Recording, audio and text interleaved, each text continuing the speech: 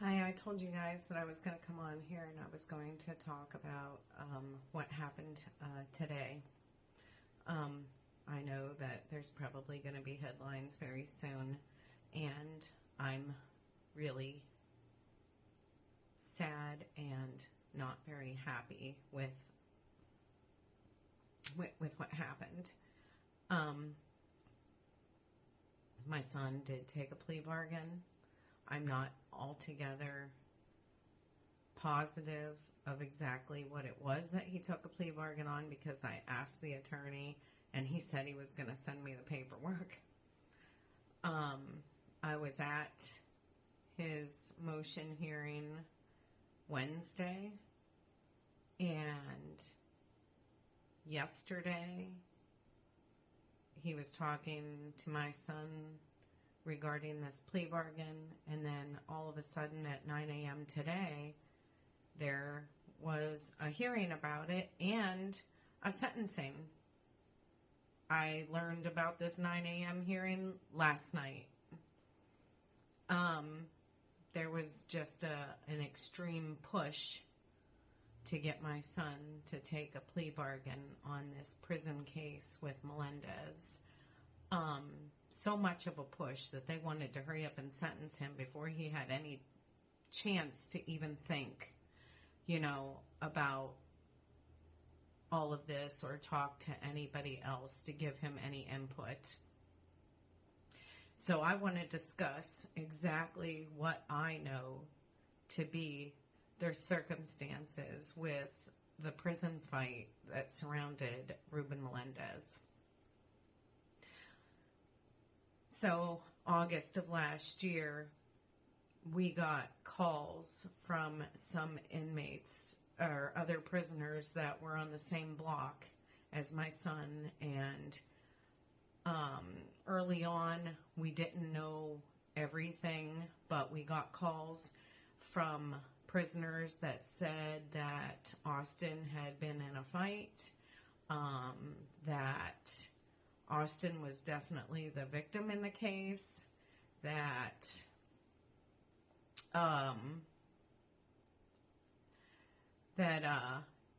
this man, they thought his name was Ruben, had been yelling from another range down below that he was going to kill him, he was going to rape his family.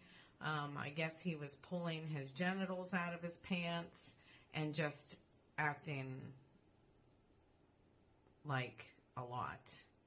And my son didn't even know this man was even talking to him for the first 20 minutes. He had just gotten off the phone with his girlfriend. He was talking about how he was worried that he was the only one that was going to be leaving Lucasville because all of his other buddies had somehow found their way to the hole.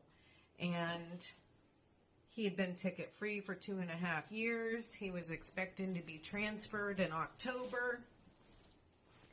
And he was planning on finishing his undergraduate degree when he got moved and had a better living situation that was more conducive to studying.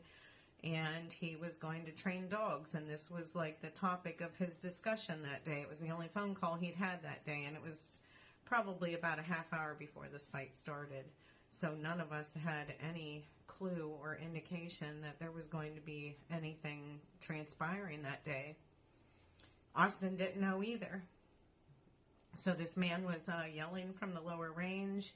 Austin said he couldn't hear anybody responding to him, so he decided to get up and kind of go to the door and look to see what was going on.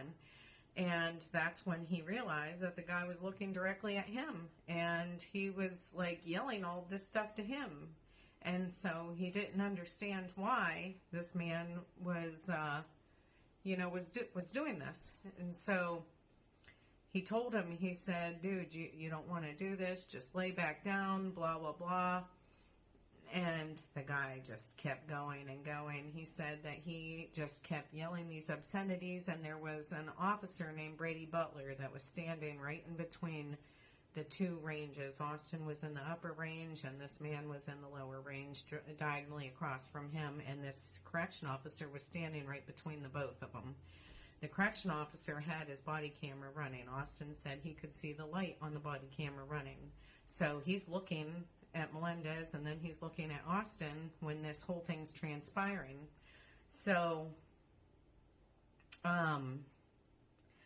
next thing Austin knows, this correction officer goes into the bubble, they call it, I'm assuming it's the control room, and kind of locks the door behind him. And so these two correction officers are locked inside of this bubble in a maximum security prison, and there's no correction officers out, you know, in the common area or on the range at all. And they pop both of the doors for Melendez's cell and for Austin's cell.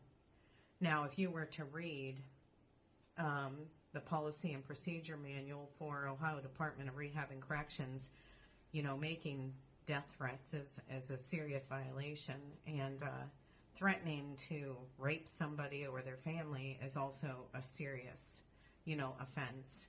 And normally a person like that would be thrown in the hole or have some kind of you know, have some kind of discipline. And rather than disciplining this man the way they should have, they take themselves off of the range, lock themselves in, and let both of these men out. Now, Ruben Melendez is a known killer, multiple bodies. Not only is he a known killer, but he has killed inside the prison system. He stabbed a man 47 times and killed him. And so he was from Arizona, and he was an interstate compact prisoner. I've been told by correction officers in Ohio that they believe that he was traded for another leader of another group, and he was in Ohio because Arizona couldn't handle him. If you look at his records from Arizona, he was consistently in the highest risk group for decades. This man never seemed to be able to get to a lower level in all the decades he'd been in prison, and then they were like, well, get him the hell out of Arizona, and they put him in Ohio. So originally he's at Ohio State Penitentiary, and he's at OSP. I wouldn't have known this if it weren't for the fact that some correction officers actually reached out to me and told me this, and reached out to, you know, our friends. And so we found out that he had been at OSP, and we also found out that while he was at OSP, he had a lot of disciplinary problems over there related to fentanyl use. I also found out that he was participating in drug trade over there. He stabbed a man named Thomas Blackmon. I know this for a fact because Thomas Blackmon sent us the ticket. You know, I have a ticket that was redacted when I did a public records request, but I actually have the original ticket from Thomas Blackmon himself, who agreed to testify on Austin's behalf to, you know, Melendez's behavior while he was at OSP. Thomas Blackmon's not the only man that he stabbed over there, and this was as recent as 2021. A correction officer that was on the same block from Melendez told me that Melendez was nothing but a problem while he was over there. He just was behavior after behavior. They were constantly having to do cell extractions, use of force, you know, and what have you. So he stabs Thomas Blackmon. He has all these behaviors. He's getting in trouble. And what do? They send him to a lower level prison in Lucasville. Why? I have no idea. My son was a level 4A, and so that meant that he was out of solitary confinement, and he was in a lower level, and he was waiting to be leveled down to a 3 and to be moved out of that institution. And to be perfectly honest with you, every single time that there was some kind of an issue with a fight in this prison, it was always right when my son was getting ready to be leveled down, which really suspiciously makes it easier for me to believe that when somebody told me that the deputy warden at this prison made a statement that my son was never going to leave Lucasville, it really is starting to make me believe that that statement was true, because this deputy warden that's in Lucasville came from OSP and was good friends with and worked with Brandon Sample's father for decades.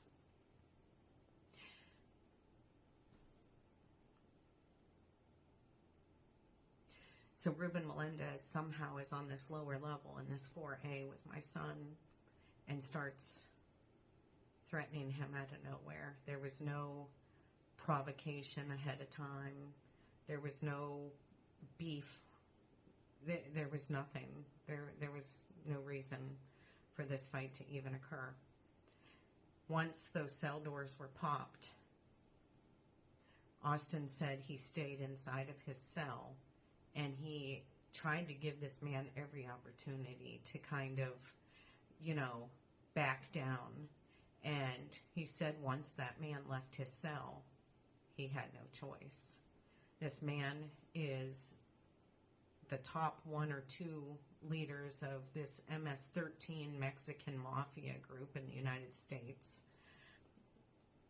And he said that if he wouldn't have dealt with this day, that man would have had all night long to sharpen a shank and stab him in the back of the neck at the chow hall the next day. So when he saw Melendez come out of his cell, he said his first thought was to get to the lower level, because prisoners like to throw each other over the balcony. And he needed to make sure that this didn't occur up on the upper level. So he ran down the stairs to get to the lower level. He was standing by the stairs. Melendez had an aggressive posture. He made a beeline straight for where Austin was coming down the stairs. He had his towel over the door as if he was going to go to shower, but he comes out with tennis shoes on. Anybody that knows prison culture knows that you don't come out to go to a shower with tennis shoes on. You only come out to fight with the tennis shoes on. So he went over and he was the one to throw the first punch. Everybody admits that. I don't know why the Ohio State Highway Patrol report doesn't say that, but the video shows that. Everybody that's watched the video says that. They admit that in court. Melendez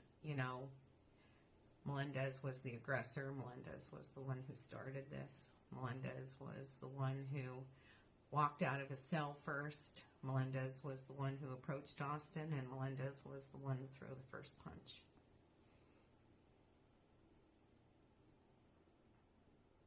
Melendez was not a Boy Scout. I know that the headlines said that he hadn't been in trouble in decades, and that was simply a lie. Either that or whoever it was that wrote that hadn't done any public records requests, but I'm going to give them the benefit of the doubt, because he wasn't even listed as an Ohio prisoner on the website. You really had to kind of have inside information to know that he had even been at OSP. If people hadn't come to us and told us that he had been there, we wouldn't have known.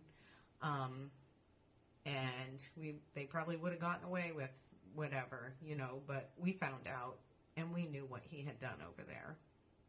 As a matter of fact, I have all the documentation. They didn't expect me to have the documentation because it was never provided in discovery. As a matter of fact, to this day, my son never got a stitch of discovery, and this case has been going on for over a year. He never got a document of discovery.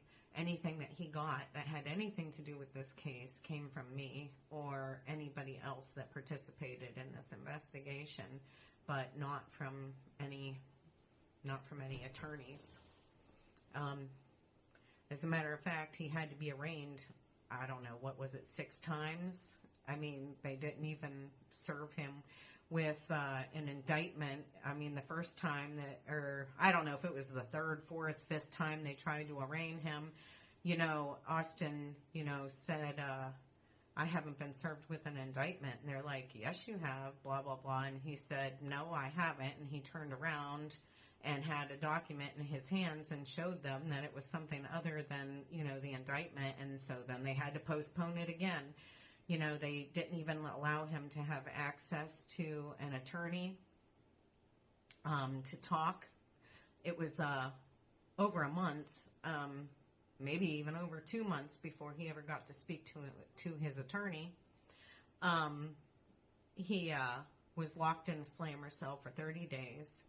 He was given no medical treatment, and he had fractures and a laceration. And he was also on blood pressure medications. They didn't even see him to give him his blood pressure medications.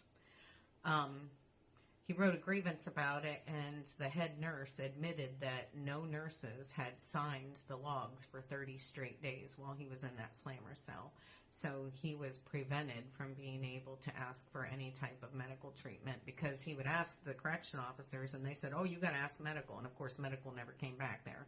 He didn't have a tablet. Tablets are usually the way that you can, file grievances or you can request things, and he had no access to anything. So the body cam evidence obviously was something that we requested. It was never provided in discovery. Even as recent as Wednesday, the prosecutor claims he didn't have this body cam evidence. Now, I know for a fact that I requested it in a public records request not long after this happened, and I found out what had really happened. I told them it needed to be preserved because I wanted it. It was requested, and they were not going to give it up.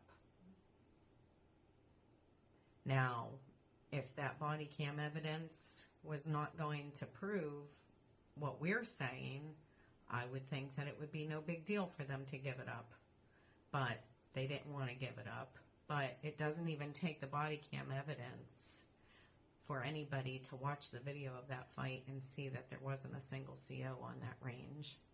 It doesn't take a scientist to know that they let two different prisoners from two different ranges out at the same time, which is not common. Nobody was patted down. And what's weird is that there's no activity going on at all, and then all of a sudden they're both popped out and then they have a fight. So obviously there was some kind of context that was missing from this, and the context was the body camera that would have shown what happened before these two doors were popped.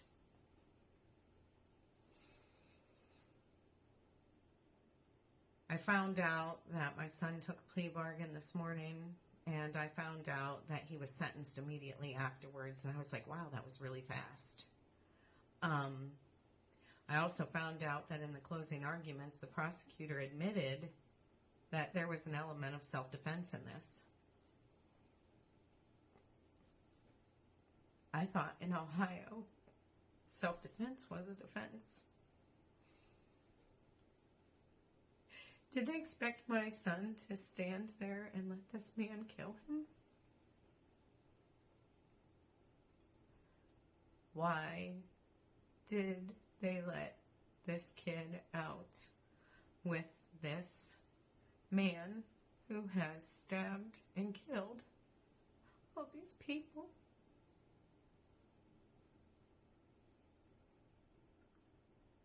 I can't do this anymore.